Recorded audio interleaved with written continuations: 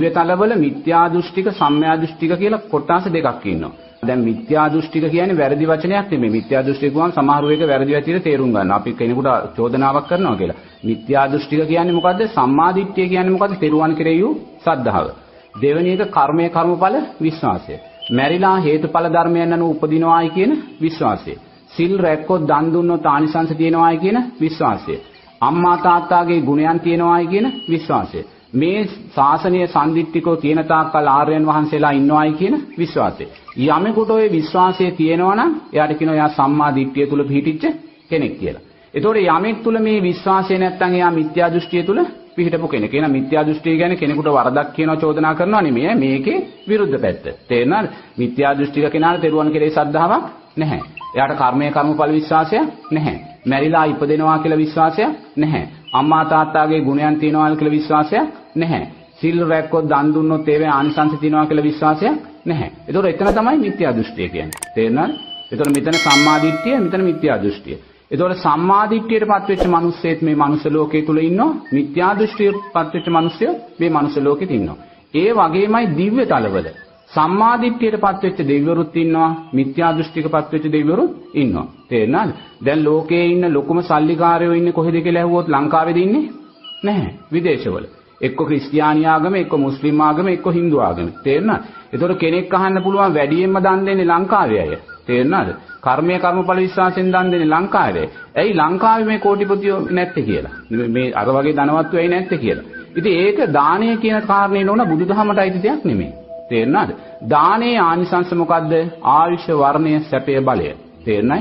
දැන් අපේ ලෝතුරා බුදුරජාණන් වහන්සේ බෝධිසත්වය හැටියට සිදුහත් කුමාරයා වෙලා අරසා කෝටිපති පවුලක ඉපදෙන්නේ ධර්මයක් ලෝකෙ තිබ්බේ නැහැ. බුදුදහමක් ලෝකෙ තිබ්බේ නැහැනේ.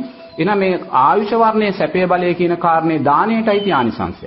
ක්‍රිස්තියානි මහත්තයෙක් දන් දුන්නොත්, මුස්ලිම් මහත්තයෙක් දන් දුන්නොත්, හින්දු මහත්තයෙක් දන් දුන්නොත් ඒ දානයේ ප්‍රමාණය අනුව මැරෙන වෙලාවේ ආ දානයේ සිහිපත් වුණොත් නෝනා ශාස්ත්‍රීක දෙවියෙක් ශාස්ත්‍රීක මිනිසෙක් වෙලා උප්පත්තිය ලැබෙනවා. දැන් අපි ලංකාවේ තියෙන ඝන රාජ්‍ය නොවන සංවිධාන කියලා මේවට කෝටි ප්‍රකෝටි ගණන් ධනෙ එවන්නේ කවුද? පිට රටවල ඉන්න කෝටිපති මිනිස්සුયો. තේරෙනවද? ඒගොල්ලෝ ඒක සමාජ සේවයේ උදෙසා මිනිස්යාගේ යහපත උදෙසා තමයි වෙන් කරන්නේ. ඒතකොට මැරෙන වෙලාවේ මේවා සිහිපත් වුණොත් තේරෙනවද? දෙයක මහත්තයෙක් මට මතකයි සිංගප්පූරුවේ මහත්තයෙක් ඇවිල්ලා 500 නමකට එකපාර දානයක් පූජා කළා. ඒකට මං හිතන්නේ ලක්ෂ 25ක්වත් එක මොහොතක පූජා එක දවසක කරපු දෙයක්. ලක්ෂ 25ක්වත් යන්නේ නැති. ඒතකොට මෙවැනි දාන සිහිපත් වුණොත් නෝනා එයාට බෞද්ධයෙක් කියලා වැඩක් නැහැ. බෞද්ධයෙක් වෙන්න ඕනේ නැහැ. එයා මුස්ලිම් ආගමේ, ක්‍රිස්තියානි ආගමේ වේවා එයා ශාස්ත්‍රීක දෙවියෙක් වෙලා, මිනිසෙක් වෙලා ඉපදුණා. හැබැයි මිත්‍යා දෘෂ්ටික පවුලක. මිත්‍යා දෘෂ්ටික පවුලක. තේරෙනවද? ඒ නිසා පින් කරන එකෙන් ඕනෑම කෙනෙකුට ඒ වාසිය ලැබෙනවා. බෞද්ධයාට කියලා නෙමෙයි. පින් කළොත් කවුරු හරි දන් දුන්නොත්, ඒව දේව කළොත් අනිවාර්යයෙන්ම මැරෙන වෙලාවේ ඒක උපාදානය වුණොත් එයා කෝටිපති පවුලක නැත්තම් ශාස්ත්‍රීක දෙවියෙක් වෙනවා. හැබැයි නෝනා ඒගොල්ලන්ට මේ මිත්‍යා දෘෂ්ටික භාවයටපත් වෙලා ඉපදෙන්නේ. දැන් දිව්‍යතල වල මිත්‍යා දෘෂ්ටික දෙවිවරු ඉන්නවා. තේරෙනවද? මේ මිත්‍යා දෘෂ්ටික දෙවිවරු අපේ දෙවිවරු තරම් ප්‍රභාස්වර නැහැ.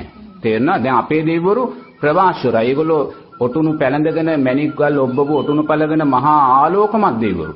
නමුත් මිත්‍යා දෘෂ්ටික දෙවිවරුන්ගේ එවැනි ආලෝකමත් භාවයක් නැහැ නෝනා. තේරෙනවද? ඒගොල්ලෝ හරියට අපේ දෙවිවරු අර ගලිවරලා වගේ නම් ඒගොල්ලෝ ලිලිපුට්ලා වගේ පොඩි. කෙටිවේ. ඇයි ඒ? ඒගොල්ලෝ කර්මයේ කර්මඵල විශ්වාසයෙන් දන් දීලා නැහැ. ඒගොල්ලෝ දන් දෙනවා. නමුත් කර්මයේ කර්මඵල විශ්වාසයක් ඒගොල්ලන්ට නැහැ. ඒ අයට නිවන සමීප නැද්ද ස්වාමීන් වහන්සේ? ඒගොල්ලන්ට කොහොමත් නැහැ. තෙරුවන් කෙරේ ශ්‍රද්ධාව තියෙන කෙනයි චතුරාර්ය සත්‍ය අවබෝධ කරා යන්නේ. තෙරුවන් කෙරේ ශ්‍රද්ධාව නැති කිසිම කෙනෙකුට මේ මාර්ගය තුලට යන්න බෑ. තේරෙනවද? දැන් කොච්චර දැන් හිමාලයේ ඉන්නවා මුළු ජීවිත කාලෙම භාවනා කරන අය. ඒගොල්ලෝ ආහාරයක් ගන්න නැහැ. සමාධි ආහාරය කරගෙන තමයි ජීවත් වෙන්නේ. සමහරු මාසයක් ආහාර ගන්න නැතුව, සුමානයක් ආහාර ගන්න නැතුව ඉන්න අය ඉන්නවා. නමුත් කවදාකවත් ඒගොල්ලෝ ආර්ය මාර්ගයට වැටිලා නැහැ. මොකද ඒගොල්ලෝ තුල සම්මා දිට්ඨිය නැහැ. සම්මා දිට්ඨිය නැත්තම් කවදාකවත් එයාට සද්ධානුසාරී, ධම්මානුසාරී, සෝවාන්, සකුද්දාගාමී, අනාගාමී, අරිහත් ඵලයන්ට එන්න බෑ. මේ මාර්ගයට වැටෙන්නේ සම්මා දිට්ඨියටපත් වුණ කෙනා විතරක්මයි.